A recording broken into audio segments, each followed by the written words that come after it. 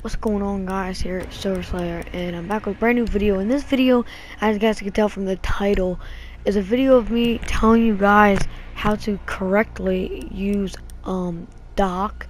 Now here, as you guys can see my class setup, I like to use that particular. I decided here to buy a suppressor, so you will use holographic sight with suppressor with a vertical grip, and then any camo and any whatever other fudges the other things cost. So yeah, that is the best class setup for dock by far. And then you're also, as you guys are gonna see, you're going to have to use the deployable shield, and yeah, the deployable shield, that's what you guys are gonna need to use. So that there is the best one. There really is no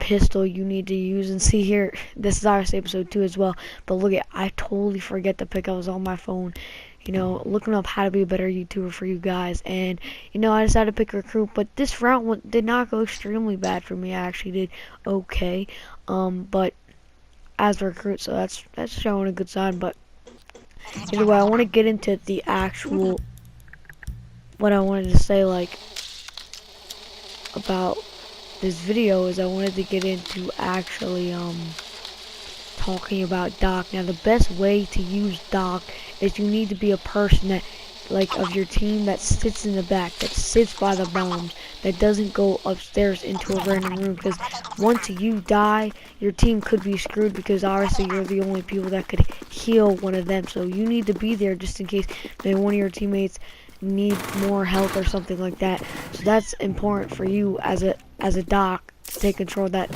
you need to be at least in the final 2 to like the final 1 alive nearly every time for your team to have a secured good round. Now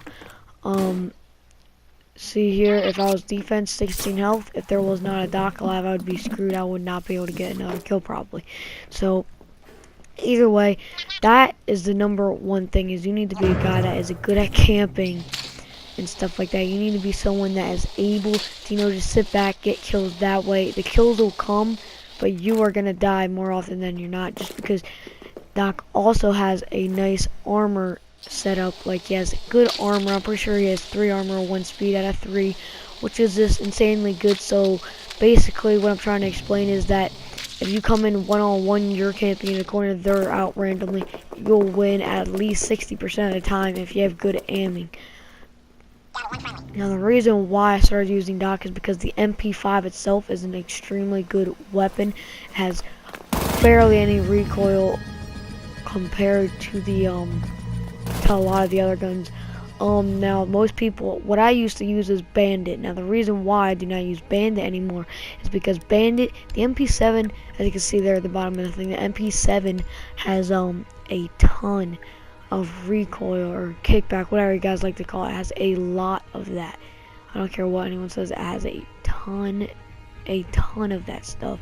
And you know, if you, the more you or the more that you have that, the higher the chances that, you know, it's just not going to be good. So either way, now hopping into defense, I'll show you guys a little bit of tips. Now I did not do good at all this game, like not good at all. Well, see here, I did almost like trap myself in a room. Now if they have a Thatcher, I believe, or a thermite, then you have to watch out. Obviously they could get through the barricades. But what you do here is, see here, I didn't really worry about those, what I call drones. If you guys watch the first episodes, I don't really care about them. But you know, you wanna pin yourself back. See here, towards middle of the round, I stay in that area, but you want to make sure that you know you get it good. See here, me, I'm putting it right there just in case they come through that way, making sure that's barricaded. And then, you know, you always want to leave a hole. I'm like, no, this needs to be barricaded. So you know, you go out, and then right here by 3:30, by 30 seconds, and you need to be in a spot where they could only get you from one side. That's a nice way to put it. Yeah, one side should be the only way they could hit you from. If they could hit you from behind oh gosh, that sounds wrong. If they could hit you from behind, like they could shoot you from your back, that means you're in a bad spot, because with one speed, your guy can't really, do as fast as most people can. Like if they have, let's say Ash or whoever, they could easily just kill you from behind, because you'll be dead obviously instantly before. But if you have a showdown with the MP5 with the armor of Doc, you'll be in good. Even if you just go down, you could revive yourself with Doc. And that's the last tip I have to using Doc, is that when you're using Doc, remember you're the only person that could heal in your team, so stay close to your team. You don't want to be halfway across the map from your team. Like, see there, Kavera, if that wasn't Kavera and the bomb was all over here, I do not want to be all the way downstairs, as I spoke with it earlier. I do not want to be in an irrelevant place. You have to be where at least a couple of your teammates are. Like if you're starting with 5, at least be with like 2 teammates, so you have them, to not only lean on leniency with the speed, but tell if they get injured, to kill them. See there, round 3, that happens a lot when you're a camper. What you nearly have to every time with Doc is you'd have to camp in the corners, which just helps a lot. But you get a lot of round wins where you didn't do anything, but that doesn't matter, because it seems like you didn't do anything, but you actually did, because it's hard to explain. Like, you were there at the bomb. If you weren't there at the bomb, they could have killed you. That would have been one less at the bomb. So you always got to make sure you're in the right position. Even though the players don't come towards you, you don't get any kills, maybe you die the first time you see a player, that does not mean that you were irrelevant, you played bad. That just means you were positioned right, and you took at least a good minute out of their hands, or 30 seconds out of their hands, to be able to get the bomb. See here again, times 2ing this.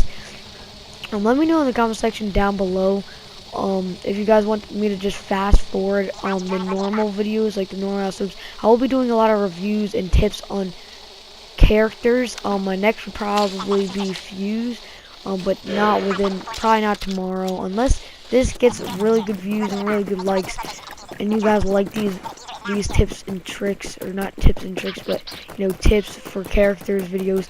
Then maybe I could do all of them. If you guys really do like them, I might think about doing all the characters. I don't know how many. I'm pretty sure there's 16 teams. There's probably around like 40, or like in between 25 to 40. I'm gonna take a big guess that there's around that much. But if there is around that much, I could be doing it like every other day.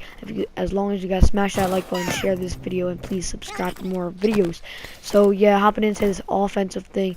Now that we basically got all the Doc stuff out of the way, and if you made it this far into the video and you're a new viewer, please sub, because I'll be bringing you guys this good of videos. And I know if you stayed for 8.5 minutes in, you might think this video has a little bit of potential in it. But so see here, you guys might think about this part that's about to come up, that I was a little a D-head, as people would say, because I just let my teammate die. I'll give you guys that hint, obviously, but I let my teammate die so I could survive.